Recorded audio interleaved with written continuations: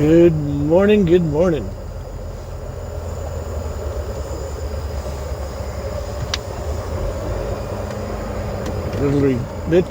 Literally going to the ranches.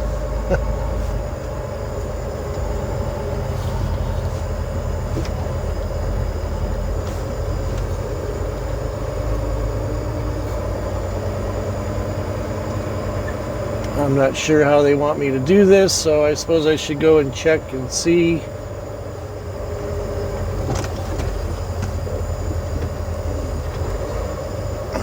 I can always back out. Might have to back in. Might have to back out and then back in. We'll see. Pretty tight.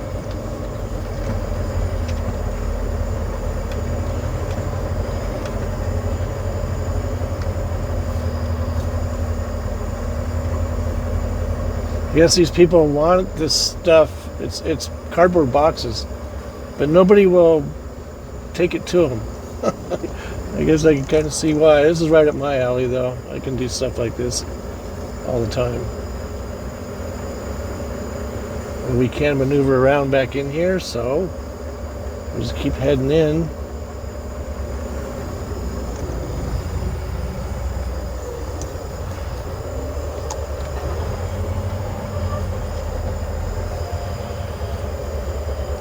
My dang e-log here, I swear you tried to get it to work, and it literally, I can't say that word today. It takes forever to try and get it to go to the next page. After it warms up, then it works. All right, we'll see what we got to do here. Okay, so this guy, we gotta go in here and turn around. He asked me how much I had, and I go, I had a whole semi-load. And he starts complaining. And I was like, I was told that you are hurting for this product and you could not get anybody to bring it to you. And he's like, well, yeah. I'm like, so I would think that you need the product. Oh, I got all this other stuff to do. And I'm just like, oh my God, he's one of these guys. One of these guys that, you go to hang him with a brand new rope and they're going to go, that rope scratches my neck. Can't you get a different one? It looks like he's going to pile that stuff right there where it might hinder me a bit. When you jackknife your trailers good. Jackknife it but good. I could see trying to do this in the snow.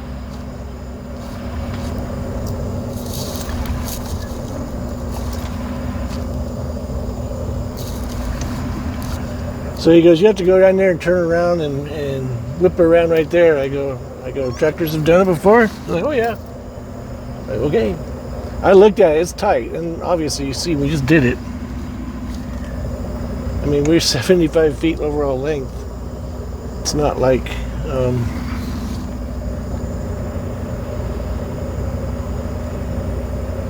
we're a straight truck,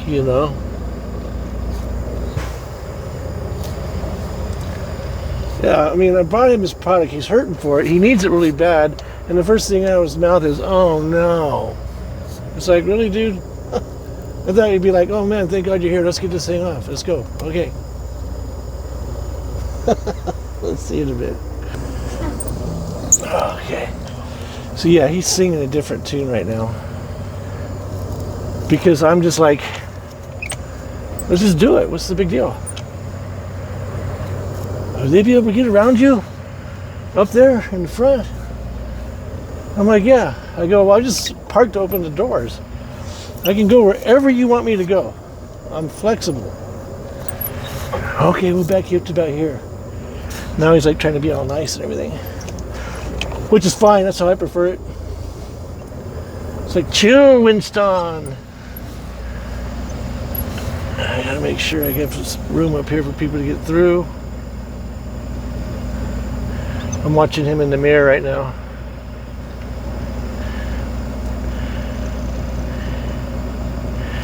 He could pass for a short Santa Claus. See you in a bit. Okay. We are unloaded.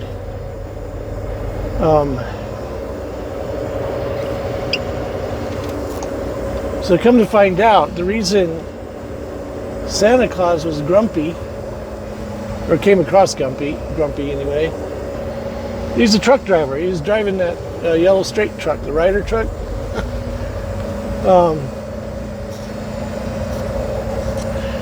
The forklift operator goes, "Hey, I'm gonna have to load him up first because he's got a schedule to keep." And I'm like, "And I don't. You should have had this done and ready." No, I didn't say that. You guys know me better than that. I was like, "Yeah, no problem." And then he was like, I asked him a few questions while he was loading that guy up and stuff. And then he goes, "Are you allowed to help?" And I go, "Absolutely. I don't want to sit there and not help when I could be helping." He goes, "Yeah, because this guy, I need to get him out on the road." I go, "That's fine." Yeah. So I got a little bit of cardio out of it, and we got unloaded pretty fast. Because when I get in there and help, I don't stop till it's done. Boom, boom, boom, boom, boom. Anyway, we are at Cedaredge. Cedaredge. Cedaredge, all one word. Colorado. We're up on a small hillside. That up in front of us and to the left, you'll see when we make a left-hand turn here, is the Grand Mesa, a big table.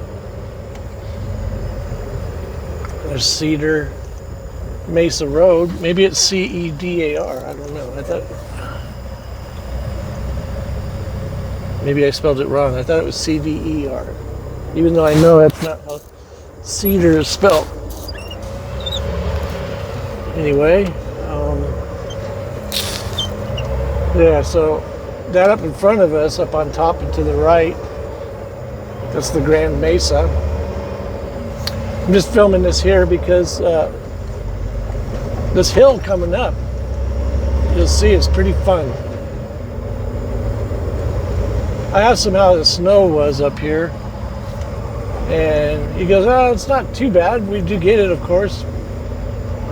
But I think he's like 7,000 foot here. So I call it the banana belt. You know, it's on the edge, 6,000 to 7,000, like on the edge of where the snow stops falling.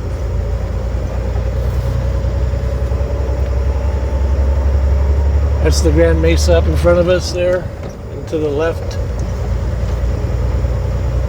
Highway 65 goes into DeBeck Canyon. And then over here by Delta, east of Delta, like if I was going to go over, I can't think of the name of that pass. Over about Paonia.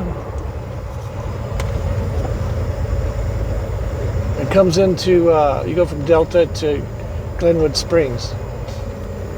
It comes into Carbondale and stuff like that. What's the name of that pass? I've done it before. It's a pretty steep and neat pass.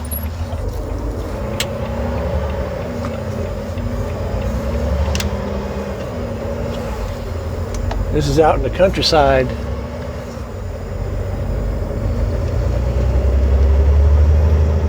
So this hill coming up, you'll see it's pretty nice.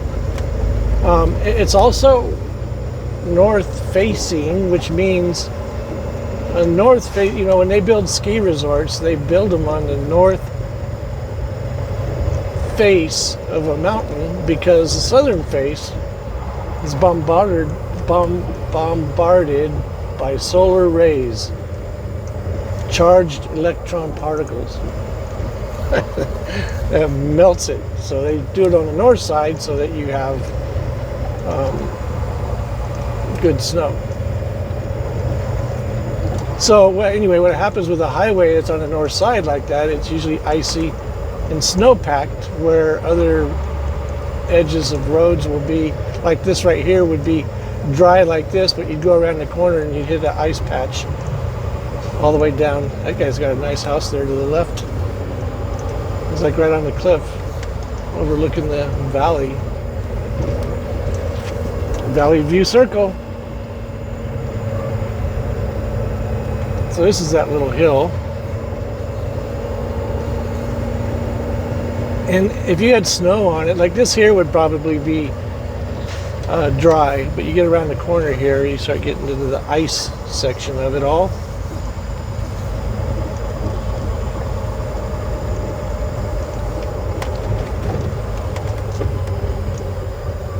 Yeah, and if you lost control, you'd go straight over that edge.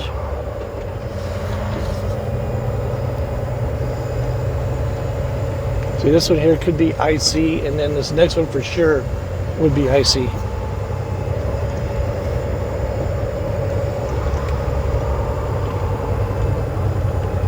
It's just like skiing. You're going down a ski slope.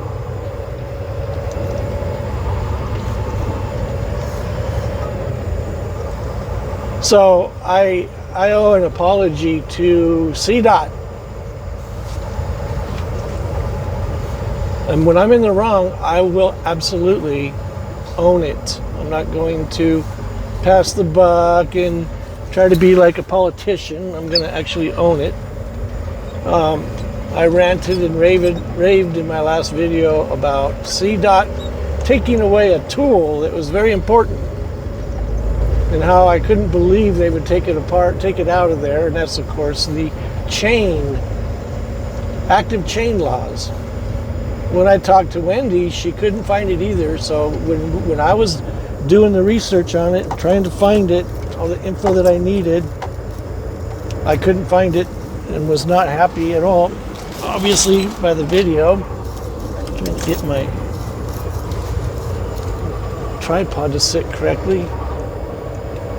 Anyway, I ranted and raved about it. I was not happy. Because why would they take a tool away that is of utter importance, you know? And then come to find out, it must have just been those couple days that I was dealing with it that they didn't quite have it up yet, because now it is up. I went back to look again, and I kind of felt like a more off. I'd rather be more on than more off. But it is up there, and it was on their homepage, and I was able to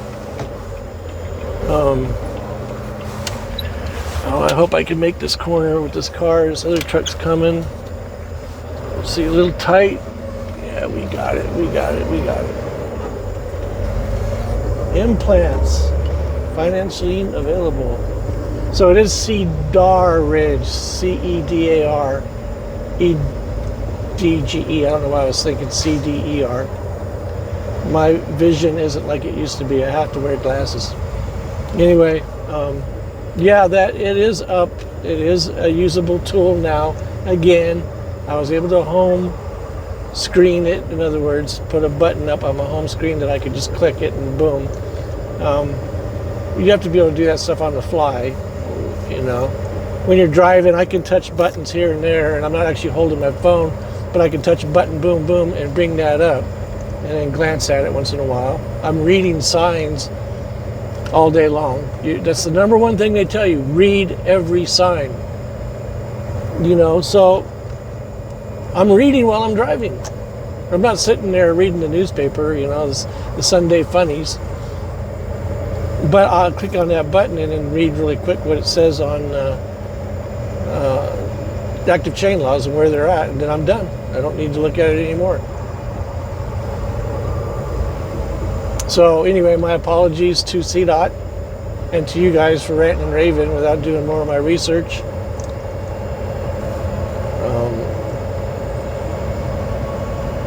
So anyway, I figured I'd do another video, and I was climbing up over here, and I climbed up that hill, and I was like, oh, this would be fun in the wintertime. Now, when I mean fun, I'm talking about challenging, on the border edge of scary. So it could be, going down it is not that bad, and you don't have to worry about going down, because just take your time, you'll go right down, no problem. Don't slam on your brakes, do this or do that. If it's sheer ice and it's warm and sunny out and it's nasty and slippery AF, put your chains on. Don't go down that without it, because it won't turn out good. But that's what I'm saying. You read the conditions and stuff. If it was cold out, I'd go right down, no problem without chains. But then again, going up it, when you're going up, it depends how heavy you are. This load said it was 18,000 pounds. It felt like 10, but I think it was about more like 14, 15,000. Anyway, we busted it off pretty quick. But yeah, I was climbing that hill, and I'm like, this would be fun, so maybe I'll do a video on it. It's kind of nice up here in this area. I've never been here before. This right here is Highway 65. If I turned a U-turn right now, we would end up going up and over the Grand Mesa and come into DeBeck Canyon. I-70. It dead ends in I-70 there.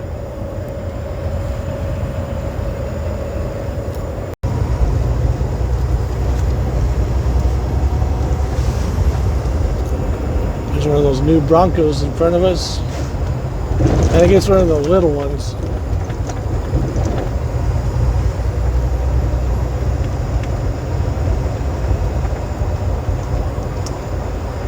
So I came up from Arizona, Kingman, Arizona the other day on 93 going to Vegas from Dallas, and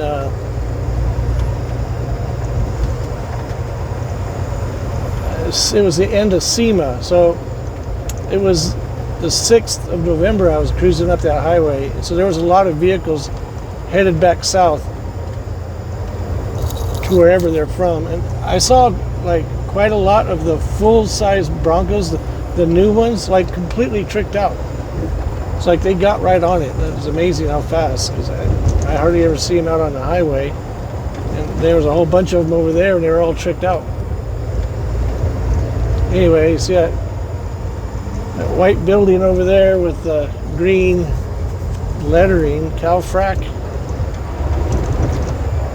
That's where we're going to pick up. Looks like they have this whole section over here. I don't know what we're going to pick up. I think it might be empty tubs. I want 30 Road, not North Avenue.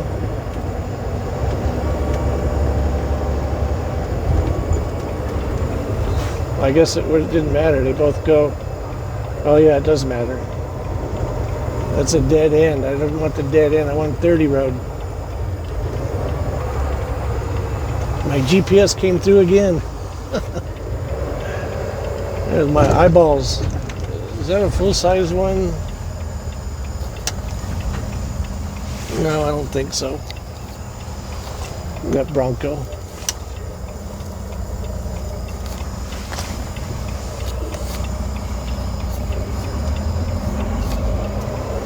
So the appointment's at 1 o'clock,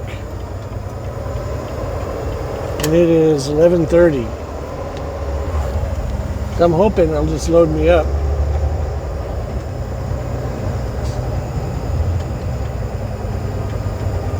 I had to have my medication transferred from Denver to Grand Junction because I ran out my blood pressure medication. And I called them, well, I went down the other day, asked them to fill it, and they didn't fill it before I left Denver. So the cardiologist nurse called me and said that I need to see the doctor. It's been a year. I can't believe it's already been a year. I need to see them before they will fill my medication. They'll give me some to get by, but I need to go in and see them, so I had to make a another appointment.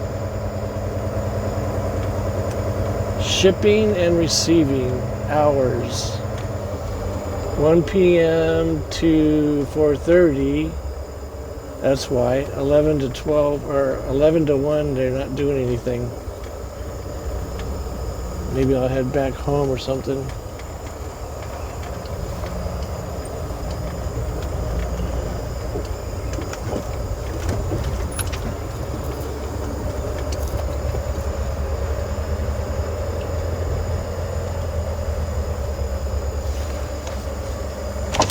Talk to FedEx here, see what he says.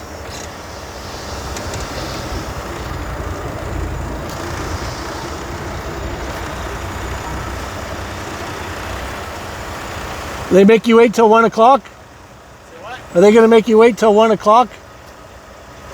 Are they going to make you wait till 1 o'clock? For what?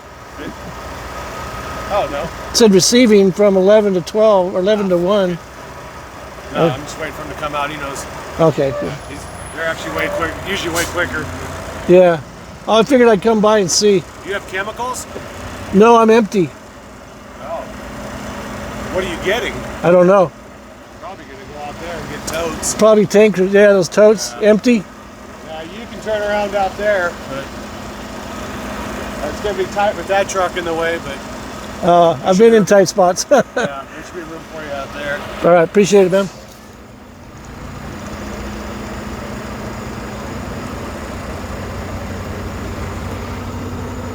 I'll see what they say.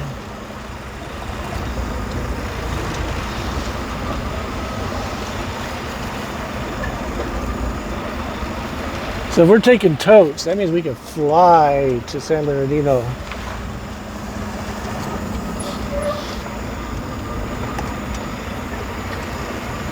Like in a hurry. I'll see what they say. See you in a bit. Okay, so that guy I talked to, he was a FedEx driver.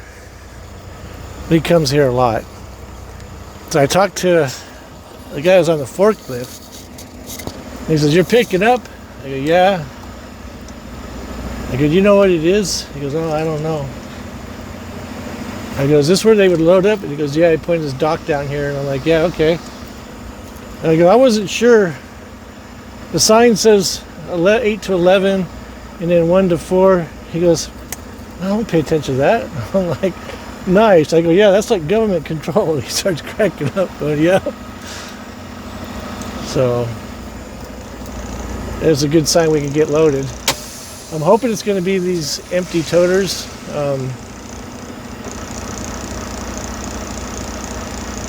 According to the paperwork, it was 14,000 or 1,400. 1,400 sounds about right if they're empty totes.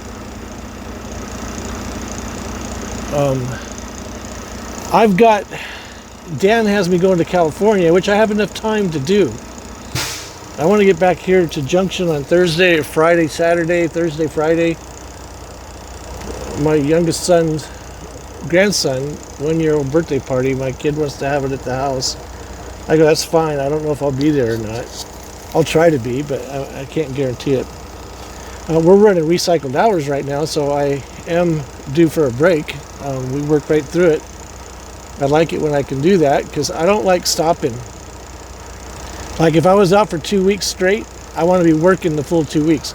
I don't want to be sitting in a truck stop twiddling my thumbs when watching stupid movies. I could be at home watching stupid movies, which I wouldn't be doing.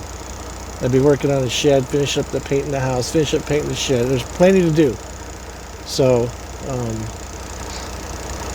I don't mind running recapped hours. But now he's got me going to Utah and swapping tires and then going back to Denver. I don't quite know how that's going to work. I'm going to have to talk to him. And I could get to Denver and I have to bring my car back to Junction, which is fine. It just costs me money. I like to do it with the truck, that way I don't have to pay. Anyway, I'll see you in a bit.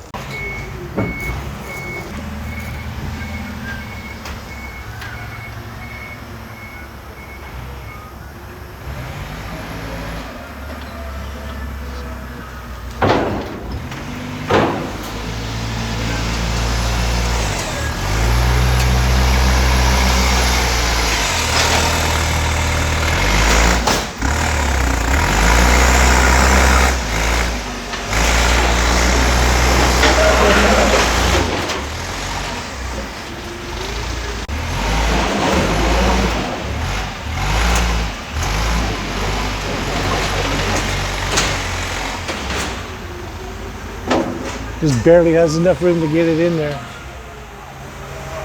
I think you said we're only getting 30. But we'll be able to fly up them hills outside of Green River, Utah. See, you have your axle slid all the way back. So when he comes out there, You can put the strap in the middle. It'll be alright. you think, does it need one? It'll be better, at least for the top part. Okay, is that the middle there? No, not yet. Will you let me know No, when? whenever we load the whole load right here, that'll be exactly the middle of your trailer. Like I said, we put 60 totes in here, so that'll be 30. So that once we put all those right there, that's it right here. We're loaded. Oh, so I could just put it at the end of the 30. Right at the end. Okay.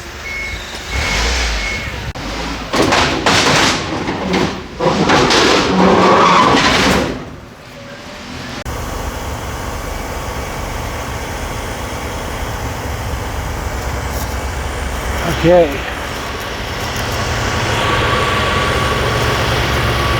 So that was pretty quick once we got going.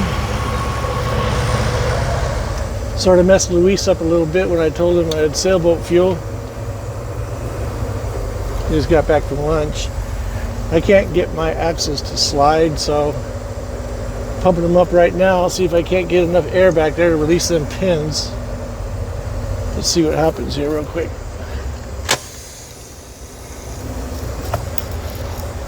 Okay. I finally got them to slide.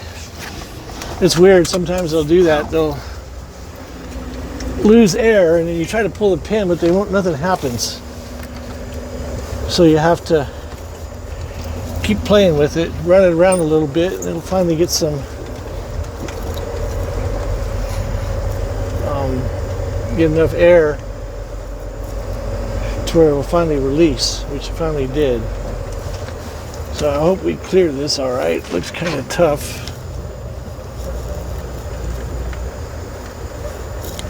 Yeah, real tough. Like literally gonna have a couple of inches. So maybe 3 inches clearance by the time my trailer came around. But it came around. That's all we need to know. Yeah, it was kind of tough to get those in there because there was only a couple inches clearance at the top. So you have to do it at a certain angle, and then like Luis was telling me that I asked him, like, you got a problem with the clutch on that thing too? Traction? He's like, yeah. If you stop at that angle, it won't get going again. You have to go around backwards, get another shot at it. So anyway, we are done, loaded up, ready to rock and roll. I gotta swing by the house real quick. They were able to get my blood pressure medication, so I need to go pick that up before we head on out. So I guess we're not going to go to San Bernardino. We're going to go to Beaver, Utah. Pick up a load of tires and take that to Denver for Friday morning delivery. I'm trying to get to Denver tomorrow and then leave. Like I said, it'd be nice to take it in my car or with a truck with a load, but more than likely I'll take the Jeep and bring it back to Denver or back to Junction and then go back Saturday morning and pick up a load, head on out. But I have not heard back from Wendy on that one yet. Hopefully we'll know something soon. I'll shoot her another text here in a bit.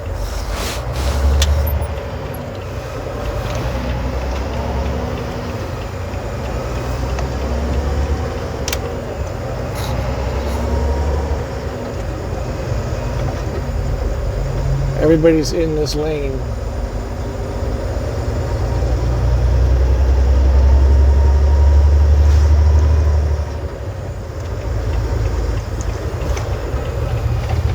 Already full momentum.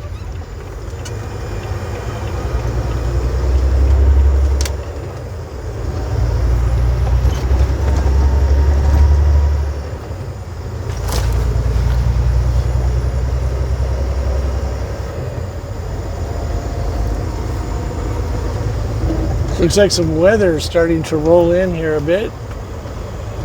don't know if we're going to get any over there in Utah, but we're all set up.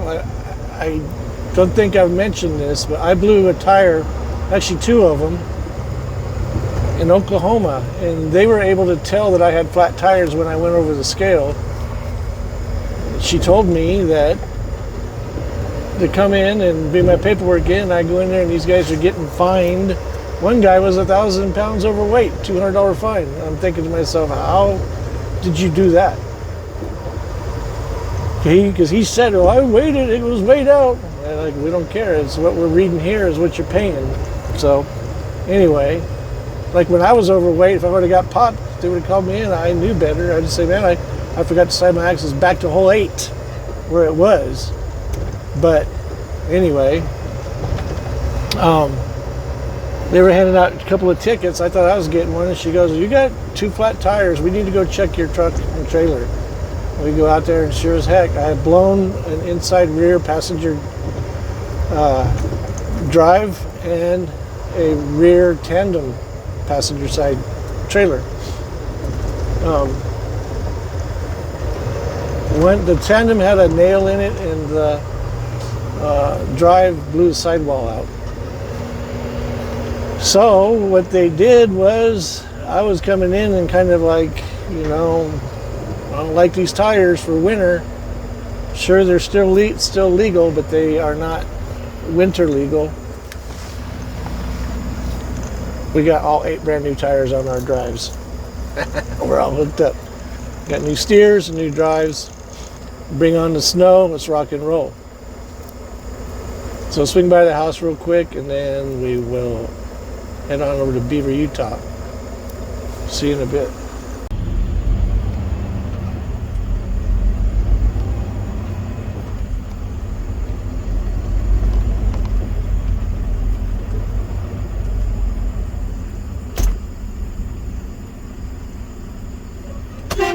What are you doing?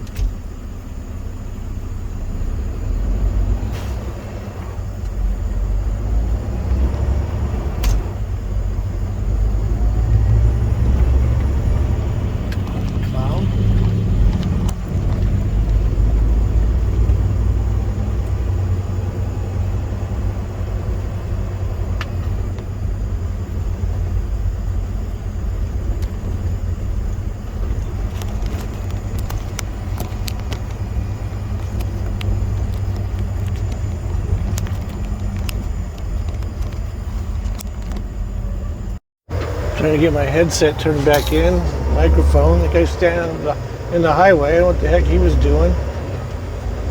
And they were doing chest compressions on the guy with the car. I hope he makes it okay. They had the officers there.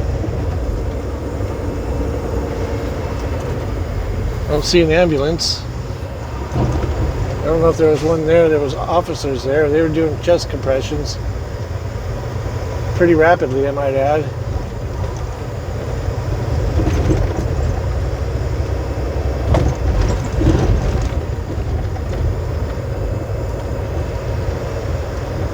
You never know.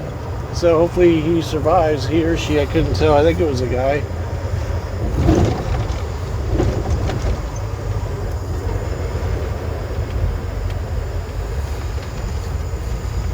There's an ambulance, paramedics. They finally came down. They are eastbound. That's why, I'm not, everybody's all afraid of this COVID stuff. I'm not afraid of it. I've already had it once for sure, twice maybe. Survived it just fine. I'm not worried about it. Do I think it's real? Absolutely. Do I know it kills people? Absolutely. So is the flu. If I go out that way, that's how I'm supposed to go out.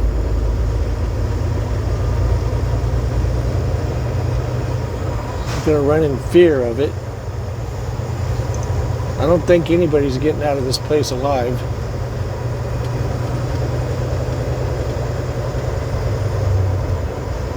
Well, I guess it depends. See ya.